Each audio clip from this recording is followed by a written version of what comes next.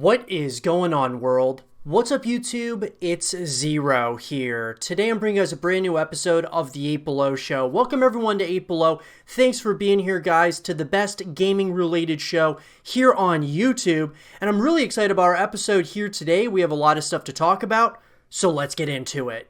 We've talked on the YouTube channel in the past about Rainbow Six Quarantine and just how excited I am, as well as many other people, for this game. But one of the things I wanted to talk about in this first topic of the show is, will there be multiplayer in Rainbow Six Quarantine? Because look, guys, as generally speaking, when we think about Rainbow Six, we think about full package deals when you go to purchase those games, whether that be, playing multiplayer experience, a co-op experience, as well as a single player story, which we didn't get in Rainbow Six Siege. We got operator missions, but in the past with Rainbow Six Vegas and other games in the Rainbow Six franchise, you really have seen a full package deal, whether that be multiplayer experience, single player, as well as co-op. So let's talk about the newest addition to this franchise, that being Rainbow Six Quarantine. Could we see a multiplayer? Let's talk about it. So guys, in an article that was written by Matt Brown of Windows Central, he goes on to say, while Tom Clancy's Rainbow Six Siege lies among Ubisoft's latest multiplayer hits,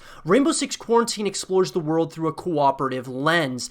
Briefly teased among the publisher's E3 lineup in June 2019, the spin-off translates tactical shooter foundations into squad-based player versus environment gameplay. Rainbow Six Quarantine expands on the grounds of Rainbow Six Siege's Outbreak mode, which offered the first divergence from competitive roots as a limited-time event. Developed under a standalone team at Ubisoft Central, the title capitalizes on record success for the Rainbow Six brand, currently on track for a 2020 release. But details remain scarce on Rainbow Six Quarantine, with only a brief teaser trailer promising familiar combat and gadgety to its best-selling multiplayer sandbox. Now look, guys, here's the thing. A newly surfaced leak provides alleged details on those core gameplay philosophies and an overview of returning operators, missions, locations, weapons, and more. So here's the deal. The big thing to me is that we've seen so much about the leaked operators, the progression system, and all of those things. Now look, am I going to be mad about this game being a co-op only shooter? No, I'm not going to be mad about that, but at the same time, I hope that we can also play from a single player perspective. I hope it's not just co-op. I hope we can also kind of do these things as we want, or if we want to play like with the AI as other operators playing with us, that would be okay as well. I don't like it when you're forced into doing only one thing, that being like co-op, or, or even like you're forced into only playing a single player experience. It's nice to have multiple different experiences for these types of games, especially Rainbow Six, a massive franchise, guys, that obviously we're excited about the continuation of it, but a lot of this leads me to wonder, from these leaked images, if these are to be true and trusted, which they look like they are. You'll see on the images, it'll say like loadouts, your recipe, tactical game loop, blueprint, progression. It's going to have your like customization, your microtransactions, things of that nature, guys. But here's what I will say is the progression system.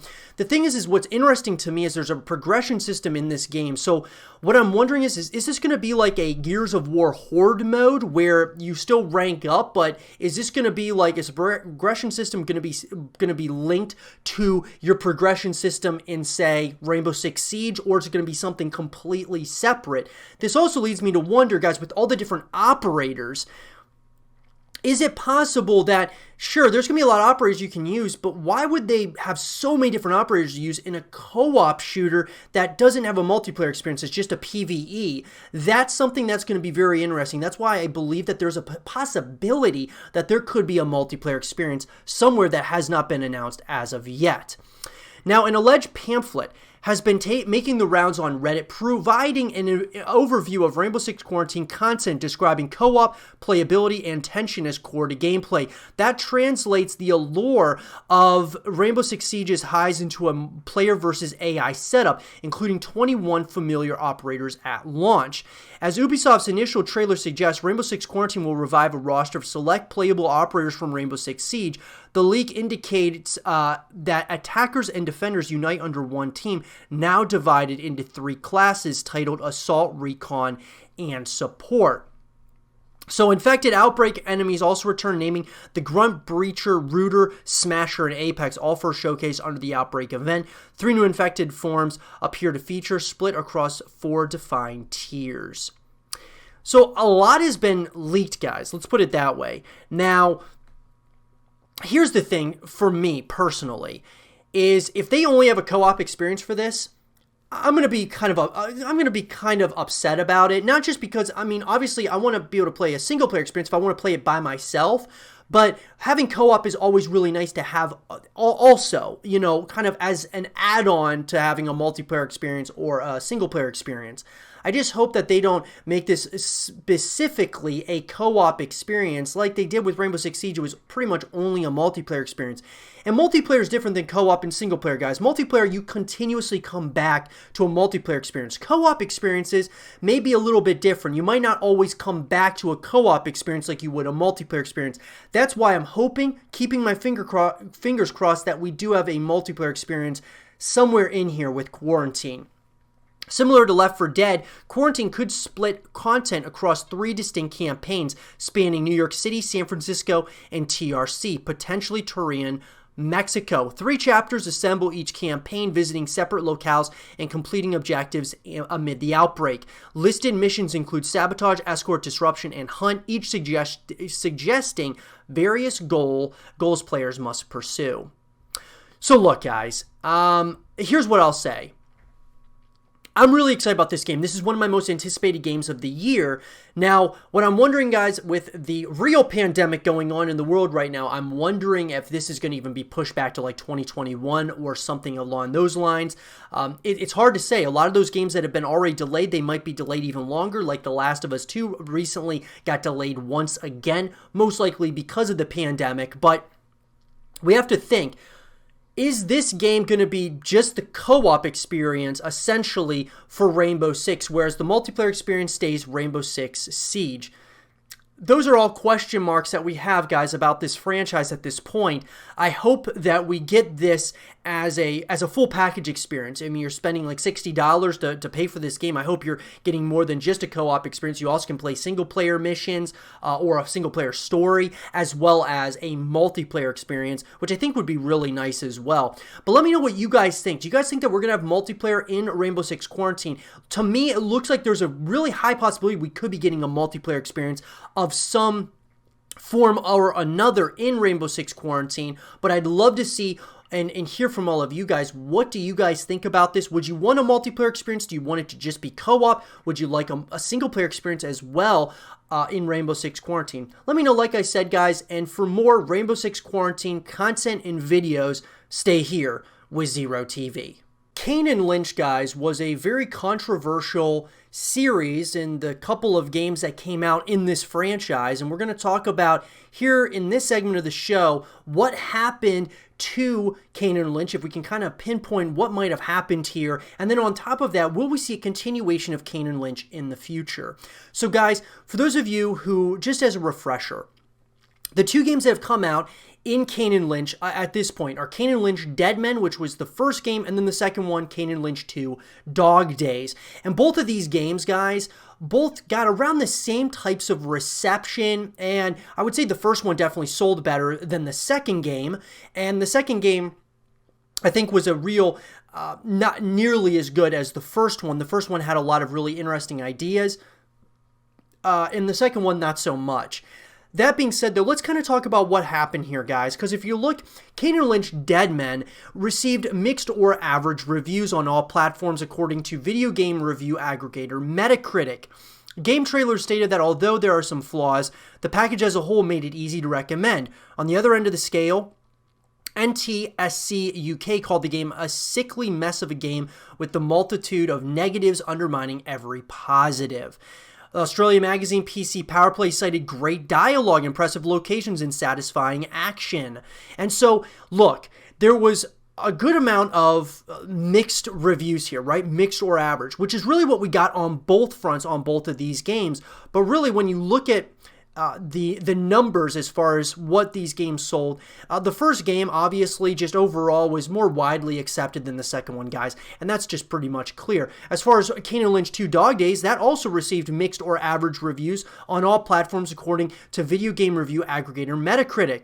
Nevertheless, it generally scored higher than its predecessor. In Japan, where the PlayStation 3 and Xbox 360 versions were ported for release on August 26, 2010, Famitsu gave it a score of 2 9s and 2 7s for a total of 32 out of 40. Now, in its debut week, Kane & Lynch 2 went to number 1 in the UK all-format chart. In its second week, the game dropped to number 2 on the UK all-format chart despite sales increasing by a third. After less than 1 month on sale, the game dropped out of the top 10 of the UK all-format charts. Kane & Lynch 2 has sold over 1 million copies worldwide. So 1 million copies, guys, I mean, that's definitely for a franchise that isn't, as big as some of these other franchises nowadays. That's a pretty good number. 1 million copies, that's not bad at all. But what I think, guys, the big question is when you look at the reception of these games, they're both mixed or average reviews. Nothing really stands out as to whether or not we are going to see a continuation here. In my opinion, guys, we had that first game, which was pretty good. It was different. I mean, it wasn't a great game, but it was a different kind of concept. And then the second one to me was definitely a turn for the worse for the franchise, even though it may have, there might have been some people that really enjoyed it. Others really didn't like it. But nonetheless, it was pretty much around the same. When we're looking at the scale as far as the reception and those, obviously, a lot of the reviews and all of those that came out, they're pretty similar with both of these games. So the question is why haven't we seen a continuation of this franchise if they're both selling, okay numbers? Maybe that was just something that Square Enix thought to themselves, like, we need to kind of focus our energies on other projects because this is only selling around 1 million copies. We have other franchises that are selling, multi-million copies. It's hard to say, guys, but in an article that was written by Screen Rant and by Padraig Cotter, Kane & Lynch 3 updates.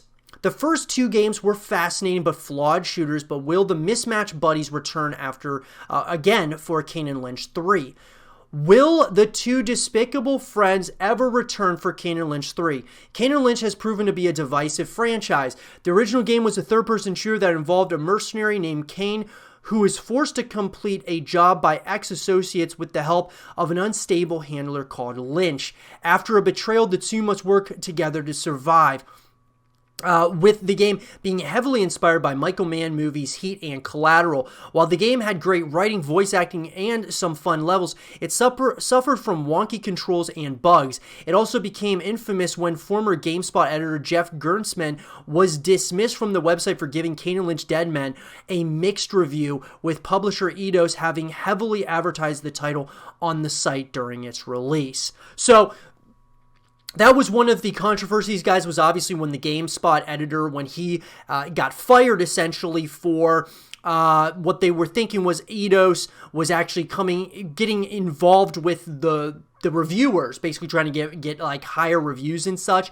At least those are, of course, the controversies that were kind of around this game. But look, there's been controversy around this series basically from the beginning, obviously with Kane & Lynch Dead Men, but even with Kane & Lynch 2. Kane & Lynch still sold well, and sequel Kane & Lynch 2 Dog Days found the pair involved in a job in China that goes very, very wrong. The game employed a handheld documentary style, which came complete with sound distortion and violent images like headshots being blurred.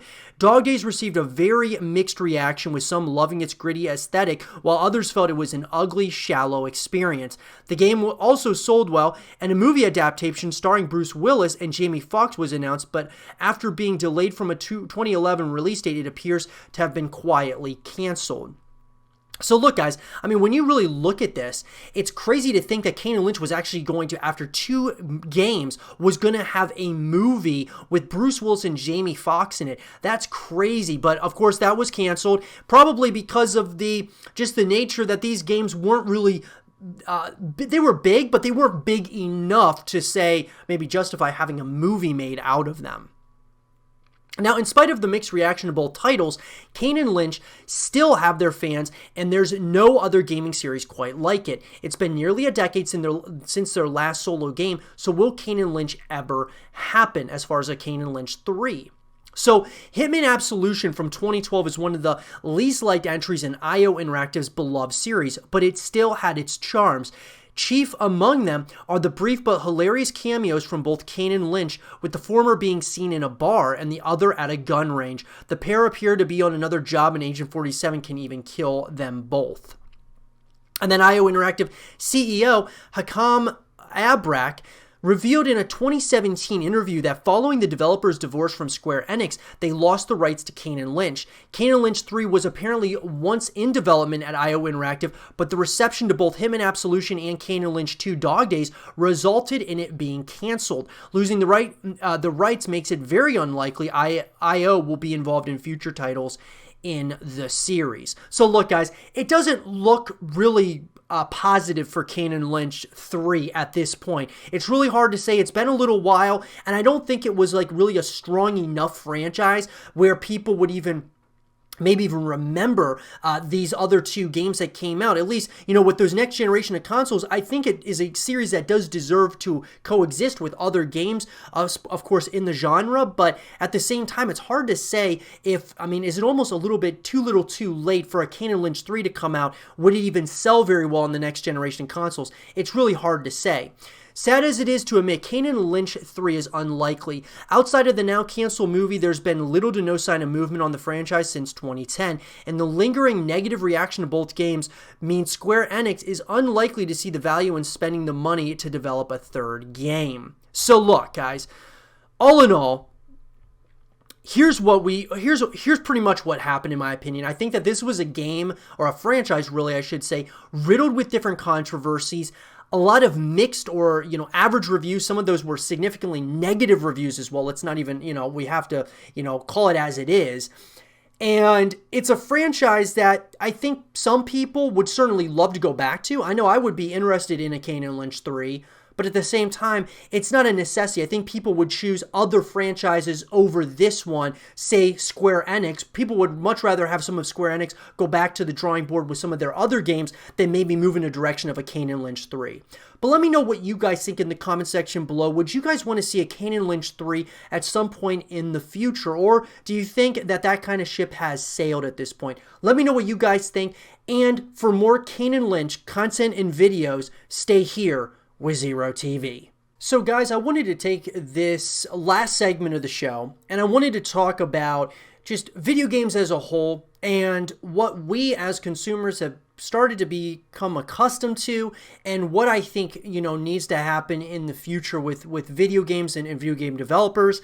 This being a medium and just an industry in which has been consistently changing over the years, right? There's been a lot of changes over time. One of those things that hasn't changed, though, is the price of games. So, like, for example, a $60 game, a AAA title that was $59.99 back 10 years ago is the same price today. It hasn't gone up with inflation, which has been really awesome. The other change, the only change really with prices is that a lot of games have been choosing to go free to play completely simply because they believe that they can make more money based on their microtransactions and downloads and things of that nature than they can if they were to, you know, charge $60 per copy.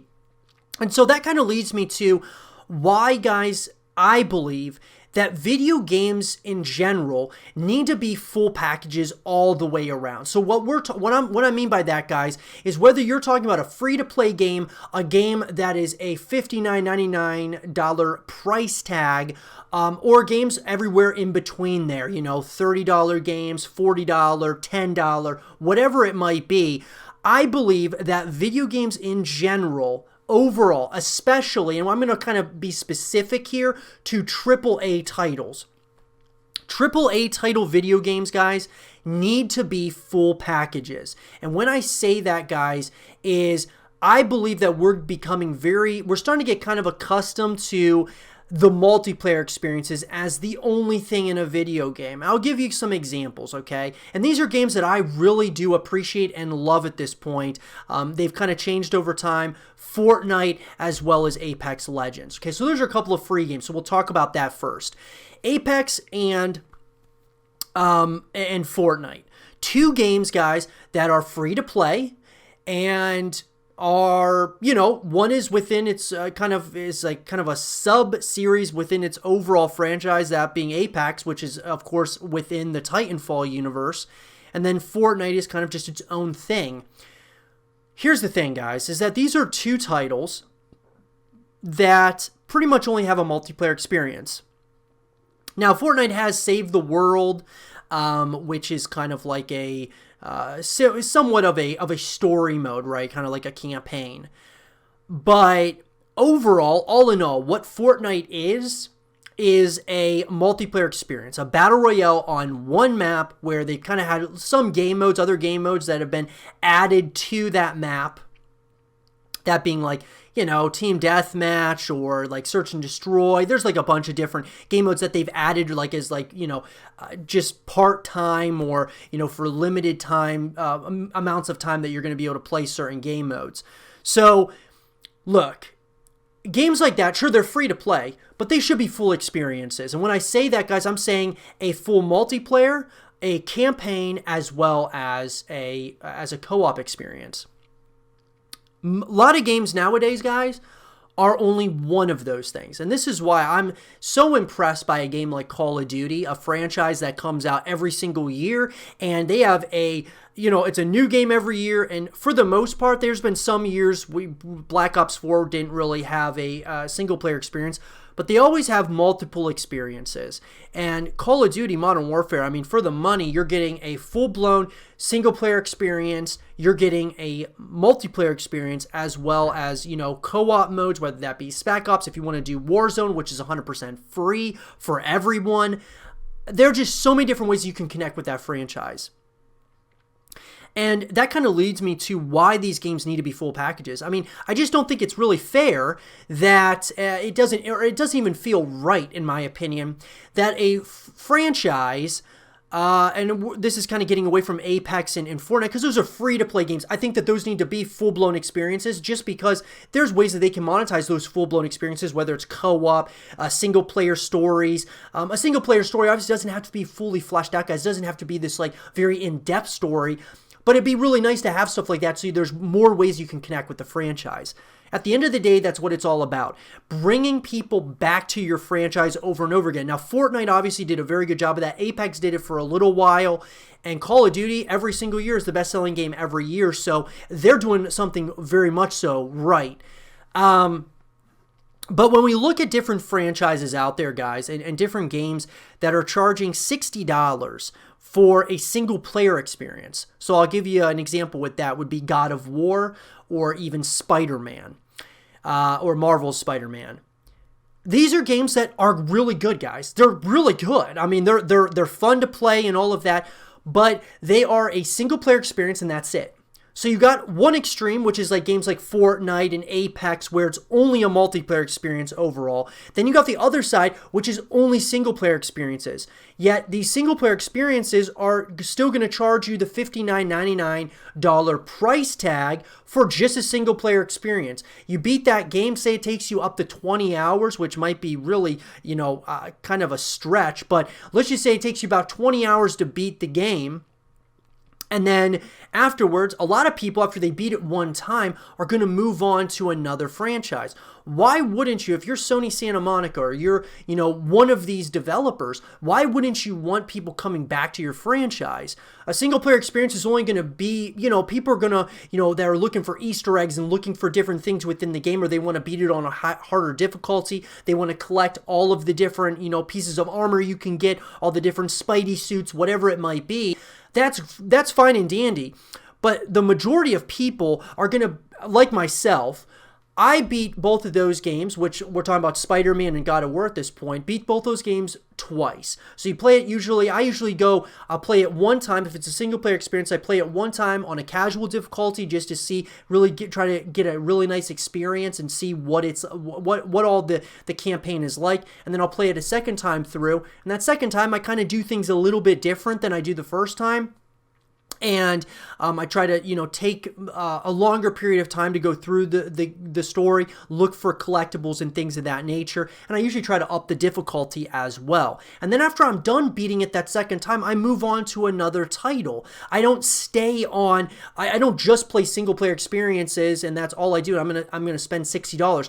Both of those games, for instance, guys, I rented both of those games. I didn't purchase those games because I wanted to rent them and see what they're like. And I usually do that with really any game, but I'm much more likely to buy a full package game, that being a multiplayer experience, co-op experience, as well as a campaign, than I would an experience like just simply a single player story or just a multiplayer experience or just a co-op experience.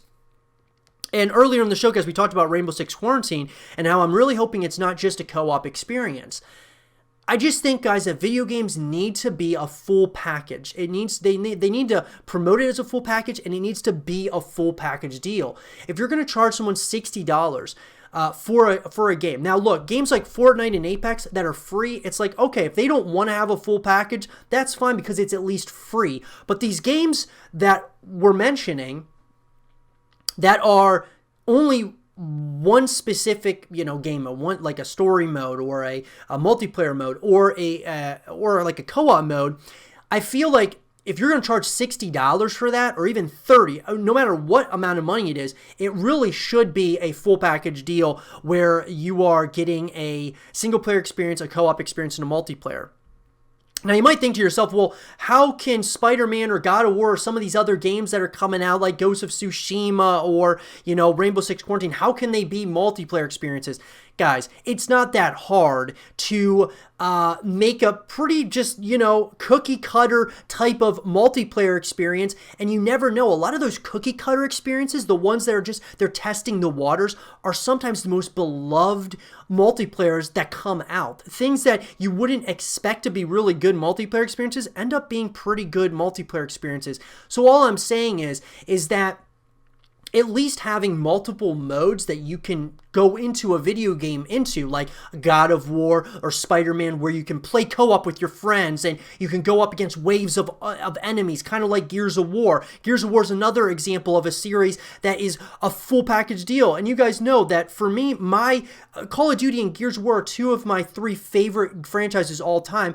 And notice how those are full package deals. You're getting a full story with Gears of War. You're not only getting that, but you're also getting multiplayer modes as well as, co-op modes like Horde mode and Escape mode. And there's all different ways you can connect with those franchises.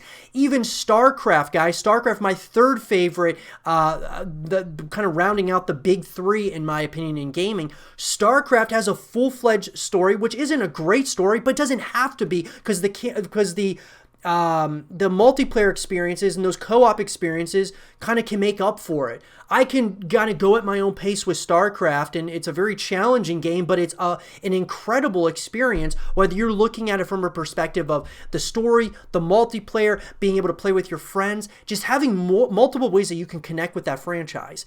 And so I just think we need more games like that, in my opinion. Now look, I get it. A lot of developers, they want to save money. They want to, kind of get the best bang for their buck. They're going to do a single player experience. They know they're going to sell a lot of copies. I just think, guys, that we're selling ourselves short to an extent by buying a $60 game that really is only one mode. It's only one thing. So I think ultimately, guys, AAA titles, I'm not talking about every title out there. I'm saying AAA titles need to be full packages. And I think it's up to us as a community to come together and really talk about these things. Talking about it to the developers, saying, hey, we really want a multiplayer experience in God of War. Or we want a co-op experience in Spider-Man.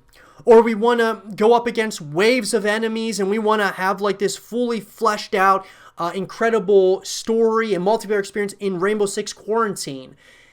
Those are all things, guys, that I think we have a right to kind of ask for. Because if you're looking at, like, these are your favorite franchises, don't just settle for one thing. If you're a really huge fan of the God of War franchise, which I love God of War as well, but if you love the franchise, you're going to want to keep coming back to that game. And the developers should want you to continue coming back. If they're not going to bring out DLC, if they're not going to bring out all of these different other ways you can connect with the franchise, it's not your fault that you're ending up going to a different game. It's their fault. They have to have more. There needs to be more for you to do within these universes, whether that be single player, multiplayer, or co-op modes. But let me know what you guys think. Are you guys of the understanding, like, do you guys want there to be more than just one mode in different video games, especially like AAA titles that are not free to play, that you are paying $60 for? Shouldn't there be more modes than just a single mode, like just a multiplayer or just a co-op or just a single player experience? Shouldn't there be all three of those in one, or at least two of those in one, if you're paying for a $60 game? That's just kind of how I look at it, guys. I look at the price of things and I look at what I'm getting for that price. Let me know what you guys think, though, in the comment section below. I'd love to have a real conversation about this. And for more videos and content based around gaming and entertainment, stay here with Zero TV. And with that being said, everyone, I hope you guys did enjoy this episode of the 8 Below Show. And if you guys did, leave a thumbs up, subscribe if you're new, stay positive, and as always, I'll talk to you guys all in the next one. Peace.